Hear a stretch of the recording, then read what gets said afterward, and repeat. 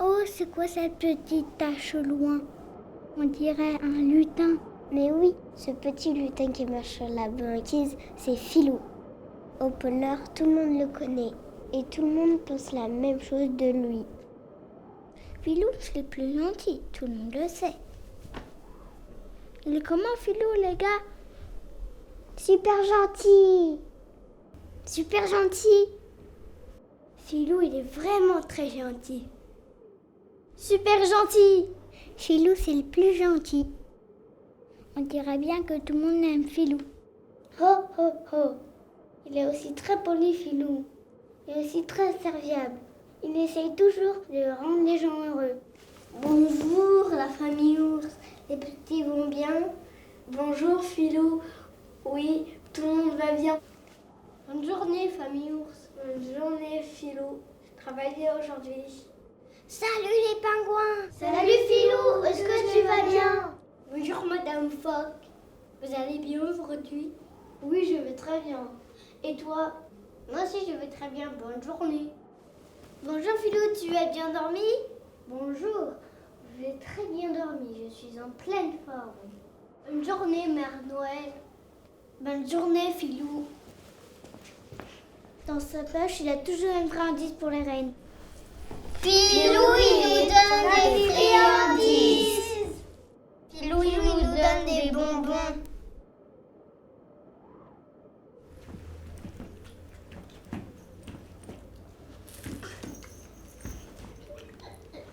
Oh là là, qu'est-ce qu'elle est gentille, cette Filou. Ah oui, Filou, il s'occupe des lettres au Père Noël. Il est très malin. Il trouve toujours des solutions quand il y a des problèmes. C'est sûr, l'année dernière, il a sauvé le Noël de Lily. Oui, mais c'est aussi lui qui avait perdu la lettre. Il a même pas fait exprès, c'était un accident. Exactement, c'était un accident. Pour comprendre cette histoire de lettres, il faut remonter un peu le temps. C'était un matin de décembre. Comme Noël approchait, tous les lutins travaillaient dur pour que tous les enfants sages trouvent leurs cadeaux au pied du sapin. Moi, j'ai fini toutes mes lettres. Pareil. Eh oh, on n'a plus de lettres. Filou avait un travail très important. Il transportait les sacs de lettres que les enfants sages avaient écrites au Père Noël avec leurs souhaits de cadeaux. Bonjour tout le monde. Voilà les lettres des enfants de Manville-la-Goupille. Filou était aimé de tous. Mais sa maladresse allait entraîner la plus grave catastrophe que le pôle Nord n'avait jamais connue.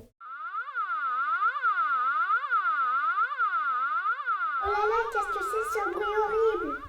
Catastrophe, c'est l'heure des cadeaux. Oui, ça veut dire que le enfant sage n'a pas eu ses cadeaux. Mais comment c'est possible? Je sais pas, c'est jamais arrivé. Une lettre était perdue, il faut vite la retrouver. Tout le monde doit chercher la lettre. À cause de cette lettre perdue, pour la première fois depuis que Noël existait, Lily, la plus sage des petites filles, allait trouver ses souliers vides sous le sapin. Mais Filou avait plus d'un tour dans son sac. L'autre sac, pas celui avec un trou. Sa détermination allait sauver le Noël de Lily. On a retrouvé la lettre! Génial! Je vais retourner à Manville pour donner son cadeau à Lily. C'est ma faute, je viens avec vous. Filou lui choisit les plus beaux des cadeaux qu'un enfant n'avait jamais eu. Un robot qui pense et qui parle. J'ai trouvé celui-là. Viens, robot.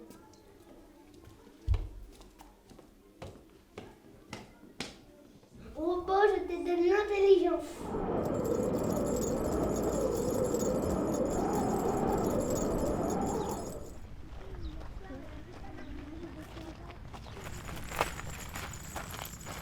Oh, écoutez, on dirait le traîneau du Père Noël. Mais c'est pas possible. Mais Noël s'est déjà passé. Si, regardez, c'est le traîneau du Père Noël. Grâce à son courage et à ses idées géniales, Filou allait offrir à Lily son plus beau Noël, avec juste un petit peu de retard. Lily, je sais que tu n'as pas eu ton cadeau à Noël. Mais voilà ton cadeau. Un robot qui parle. Bonjour Lily, je suis ton cadeau. Waouh, c'est génial. Tu as un robot qui parle. J'ai rencontré un lutin. C'est le plus beau Noël de toute ma vie. Ça y est, Lily a son cadeau. Noël est sauvé. C'est génial. Philou a sauvé Noël. Bravo Philou. Bravo Philou. Merci Philou. Merci Philou. Oh, cette Philou, elle est extraordinaire. Cette histoire, c'est celle de Philou, le plus malin, le plus courageux et aussi le plus maladroit de tous les lutins du Père Noël.